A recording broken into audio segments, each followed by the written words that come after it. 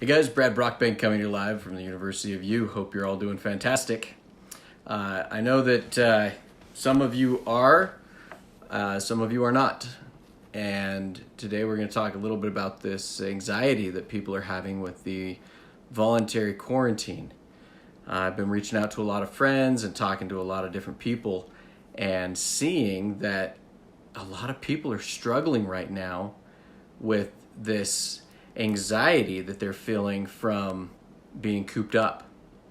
And so today I just wanted to talk a little bit about some of that anxiety and just kind of give you guys a little bit of some ideas perhaps of how to deal with it. It's not easy when you have a routine and you're going through life and it's here we are on Tuesday and things aren't what they normally are, and all of a sudden we have this uncertainty of how long is this going to last. Things that can really trigger anxious feelings in people that are used to that routine. And tomorrow I'm actually going to talk a bit about working from home and different things that you can do. But the first primary thing that I've seen as I'm talking to different friends and scrolling on social media, I'm seeing a lot of anxiety just from the what ifs or the unknowns. And they really do. It can cause a lot of anxiety in worrying about those things. So I want to talk just a little bit about some different strategies and different techniques that you can use to identify it and handle it. Because life isn't what it was a week ago, right? All of a sudden, all these announcements are coming out. They're limiting social gatherings. It's like, can I go out front in my yard and play with the kids, or are all my neighbors going to hate me because I'm going outside, or if I drive to the store to pick something up? I've experienced that and just wondered if everybody's looking out their blinds like, oh, there goes Brad. He's definitely not trying to quarantine. And we are. We're definitely trying to limit our social connections with other people, and I've locked down my kids so they're not going out and playing with their friends. It kind of sucks. But I also don't want, I have friends who are immunocompromised. And even my dad, who I love very much, he's got diabetes and he doesn't have a strong immune system. And if he gets this, it could be really bad. So even though I'm not worried about anyone in my family, if we get it, we're going to be fine. We'll go through it. It'll be a severe cold or mild flu or whatever you want to call it. But there are people who will contract it, and it won't be that for them. And so just to do my part to help try to limit it as best I can, I'm locking up in the house. Well, that ends up causing anxiety because we're here all day. It's like cabin fever is horrible. Hey, Paul, good to see you. Miss you too, buddy.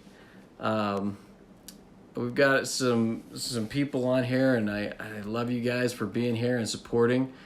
I do want to invite all of you to, I'm not gonna save this video in the group. I'm gonna be moving it over to our new group that is on the University of U website, and my last post talked about that, and you can scroll back and see that. There's a link, and I encourage you guys all to go download that. There's also an app that you can get in conjunction with it, and you'll be able to access this group and things right there on your phone. So that's going to be really cool. But going back to the anxiety, there's a couple of different things that I've been reading on and studying. You guys know I've been working on a course for helping teenagers and people deal with anxiety and things. And so some of the things that come up. First, I loved the illustration that I read recently about containment. So if you think about your anxiety, kind of like milk. This was the example that they gave. If we contain it in a gallon jug, the milk's right there, and you put it in the fridge, and we can store it, and it's kind of there. We're able to deal with it. But if it is not contained, it's all over the floor. Think about how much that milk will be everywhere. And that milk is something that we really need to contain. Now, that milk representing your anxiety, you've got to pull it all together and contain it.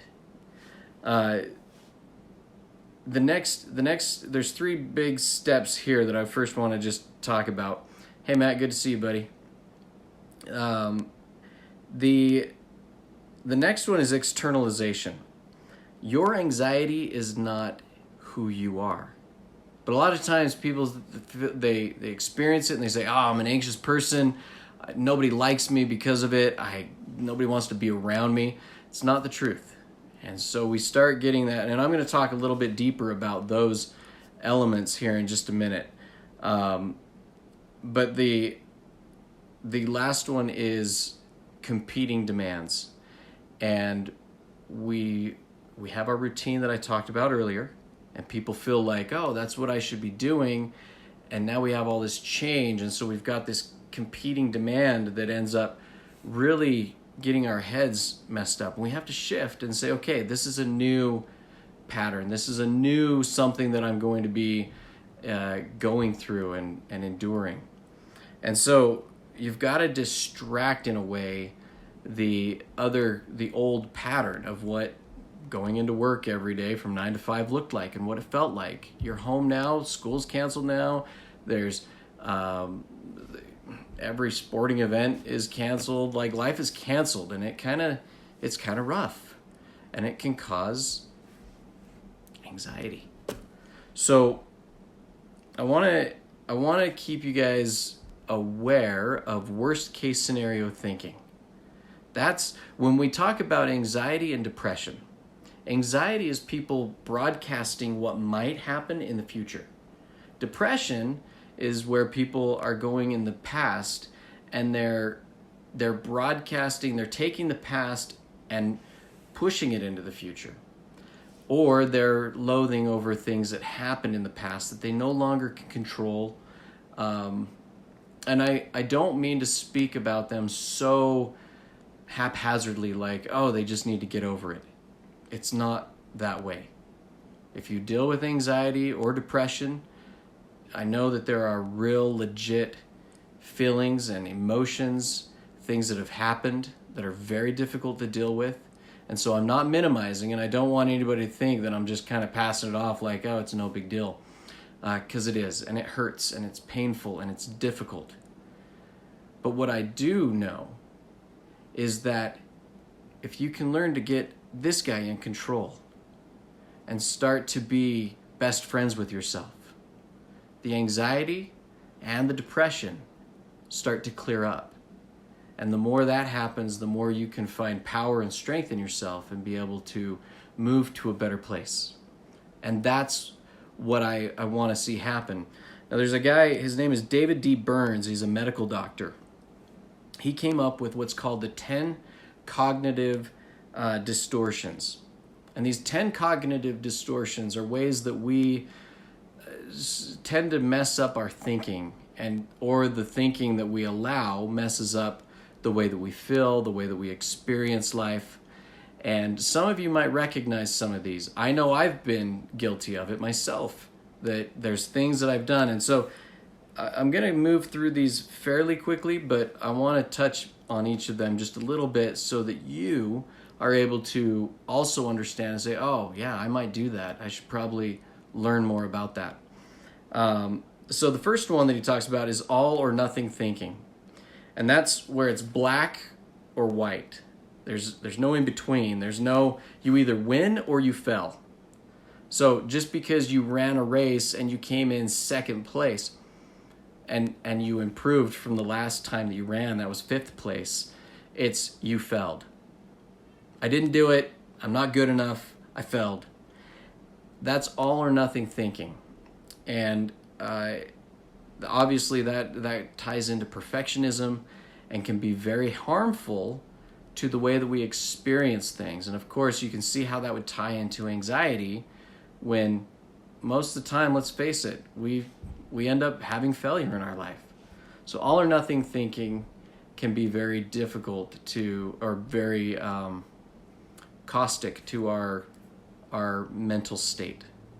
The second one he talks about is overgeneralization. He says single events are never ending. So let's say that I went out for the wrestling team, and I went out and I got laughed at and I got beat on my very first match, and so I never wrestle again. Well, that's where you're overgeneralizing, because people say, I'll never be good at wrestling. The one event is permanent. It'll happen forever. I can't be more than that. And so overgeneralization, also you'll find yourself using words like always. So in a relationship, Angel and I have a rule that we don't use the words always or never when we're speaking about things that the other one does that might drive us nuts, or we just try to be really careful, because you always do that. You never do that. Those can be really damaging, and it's overgeneralization. And again, those overgeneralizations lead to anxious feelings. The next one is a mental filter. And I love the illustration that they give in this. He says, one negative event ruins everything, and it's like a drop of ink in water. So if you think about a cup of water, if we put one black drop of ink, and it filters through the water and it makes the water darker, that's kind of what happens in this mental filter, where you'll have a bad negative experience or something that's causing anxiety, and all of a sudden that's the filter for everything. And everything that you see, experience, feel, think. Sorry guys, hopefully we're still on. I had a call come in. Anyway, so everything we see, experience, think, and feel goes through that filter of that negative experience. So the next one is disqualifying the positive. And I see this happen a lot, where I'll be working with somebody, they'll do something really good, and I'll say, hey, that's it, you're making progress, you're on the right path, that was great, I'm really proud of you for doing that. And they say, yeah, but this was that, and they discount it, they disqualify it, they say it doesn't count. It doesn't count because X, Y, or Z. For whatever reason in their mind, they're self-sabotaging out the good and going back to the permanence of the bad and saying that was just a one-time fluke, and the reality is, and they go back to the negative. Hopefully you're not living in that world, but if you are, let's talk some more and reach out. This one we see a lot, jumping to conclusions. And he talks about, he says, it's a negative interpretation with no supporting facts. Also in jumping to conclusions, a lot of times people will mind read, where they assume they know exactly what the other person is thinking, which we don't. And the other one is fortune telling, where it's that self-fulfilling prophecy. They just say it will never work, it could never work, because, and then they justify and they put in their own reasons as to why that's not going to happen. So that can be a very damaging practice, is that jumping to conclusions and setting people up that way. Magnification or minimization. And this says contrasting your small mishaps to someone else's greatest moments. Man, we see this on social media all the time. People will be looking at, they'll look at somebody posting up, like Angel just went to Hawaii and it was an awesome trip, and she's posting up all these beautiful pictures, and I could see people seeing those events and thinking, oh, she lives the most fantastic life and she goes on the best trips and she's so happy, and nobody sees what's going on behind the scenes. We do have a happy life, but it's not free from pain, trial, strife, difficulty. We have all those things too. And so you have to be really careful that you don't look at somebody's greatest moments that they post on Instagram all day long and compare it to your worst, lowest moments. That creates all sorts of feelings of anxiety and worthlessness and I'm not good enough. It's that same message. If there was one message that goes, over and over in every conversation that I have, especially with new clients, it is that I am not good enough. And they are fighting and just hurting because that's the message that they live with over and over. I am not good enough. And I'm here to tell you that you are good enough. You are amazing. And the fact that you're showing up and watching these videos and you're taking the time to work on yourself and spend the time to be in it, that's what matters. And it's just little steps, one by one. You remember the story of the 10 virgins. They drop by drop put oil in their lamp. And that's the same thing that you're doing, showing up and putting drop by drop just a little bit more up in here, that you are good, that you are amazing, and that you do good things and people do love you. All right, jumping into the next. So emotional reasoning. So this is where people will say, I feel like this emotion, or I feel this thing, therefore it's true. Because I have all this evidence in my brain from my past that proves this is how they're thinking. It kind of goes back into that same jumping to conclusions. But it really is, you're now using an emotional trigger to say that proves it. And emotional reasoning can also be very, very anxiety triggering. Should statements. This is where it's concrete. This is where they look at things and there's only one way to skin the cat. It has to be that way, or I fell, or I'm not good enough. Same thing. You guys, I know this is repetitive and a little redundant, but if you think about people that you know that are struggling with anxiety, or people that might be having some hard mental issues, some of these patterns begin to sound really familiar. Not everybody that suffers from anxiety has these particular sets, but if you think through it, a lot of times that's what they're doing, is they're causing this broadcast or this future world that these things are going to happen in this way.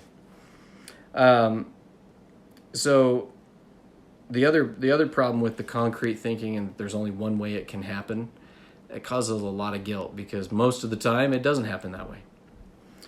All right, labeling and mislabeling, that's number 9. And that's where we describe an event with language that is, it's over the top, it's very extreme, and it will end up having lacking, there's no room for error.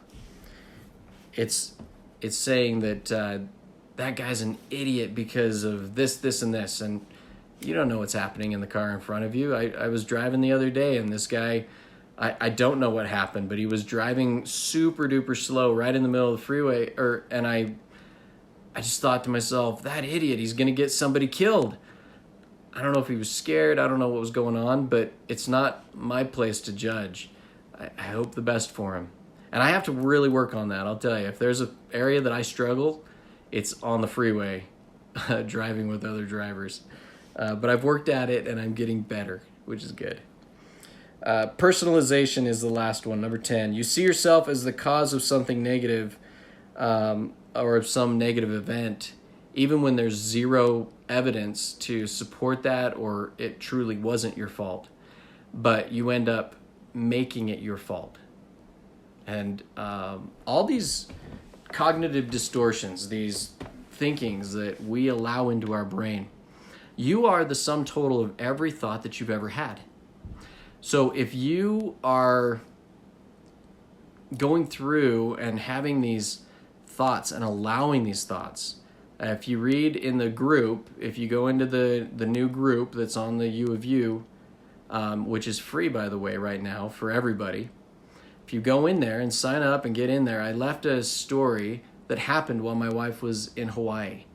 And I actually started to personalize internally some of the things that were happening. And it was worst case scenario thinking. And when she finally got home, I had kind of created this story that she was really happy to be away from me, which wasn't the truth. Yes, even people who teach and preach this stuff can have some hard days. But it really did go to the core of understanding more about my clients and what they're struggling with and what they're going through. And it's hard. It was really hard because I had a lot of good evidence to suggest what I was feeling. And I was fighting it and just saying, like, you're going worst case scenario, like, knock it off, back off. But it was really hard to do. And it took some conversations. I reached out. I did the steps that I know help me keep my anxiety levels at a healthy level. And I was able to get through it. Let me talk about some things that you can do while we're in this quarantine, whether it's voluntary or involuntary, whatever. But, if they quarantine us to our homes, my first recommendation won't be viable, but it's get outside. And right now it's a voluntary quarantine. Get outside. It doesn't mean get out and hang out at the park and go out, but go find somewhere to go hike. Get out into nature and get away from being cooped up in the house all the time. That's going to help massively. And the sunshine and just being able to absorb a bit of that, especially since we've been in this winter forever, it will really help your mental state. Another one is to reach out, connect with others, FaceTime, Skype if you don't have an iPhone. Get on Skype and connect with other people so that you can have interaction, because, again, being cooped up in the house can really get to you up here.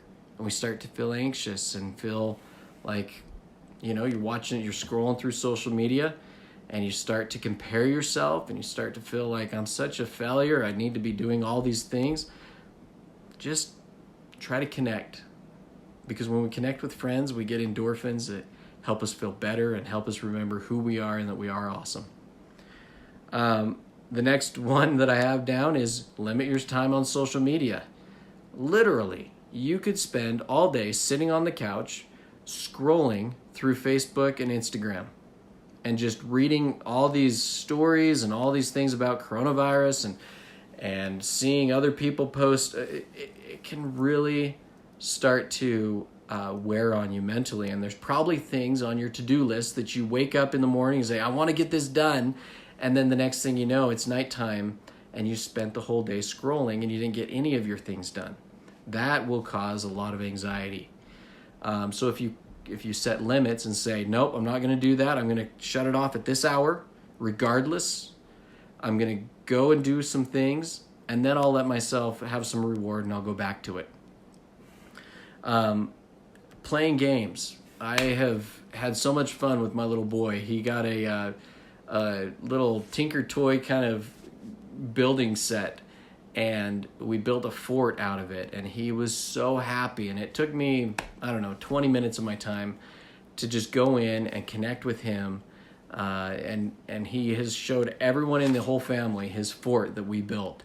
And it's pretty cool. So take some time to connect with your kids, even individually, one-on-one. If you don't have kids, just take some time to even play some solitaire. Bust out your old PC computer and get out solitaire and have some fun there. There is lots of things to do around your house, I would imagine. If you're anything like mine, there's a laundry list of projects you can work on, things that maybe you've already started that need to be finished. Go get into those. Do the honey-do lists or whatever things you might have that are calling for your attention. Go work on those. Another one that I think a lot of us really struggle with, and I am working to get better at this, and it's being okay doing nothing. Think about that for a minute. Are you okay doing nothing? This is a great time to learn to sit with your thoughts, to learn how to quiet your mind and to meditate. The more gurus I talk to, the more I'm learning about meditation and how much that can help with balancing your life and your happiness. For me, meditation has always been really difficult. I have a mind that is constantly active. It's constantly coming up with new ideas, new thoughts, new ways. And even when I'm sitting in the silence trying to find nothingness, I have racing thoughts, and it's hard to get there. So maybe take some time and just practice it and say, I'm going to give myself 30 minutes to an hour, which I never get because life is so busy. And then the last one, which is my favorite. I read a post a couple days ago or today, and it was saying that the senior homes or the old folks' homes that are around they've shut down completely. They are not letting visitors come in, which means all of the residents inside are having zero contact with people from the outside. And so the suggestion was, write some letters and see if you can get them delivered down to one of the local nursing homes.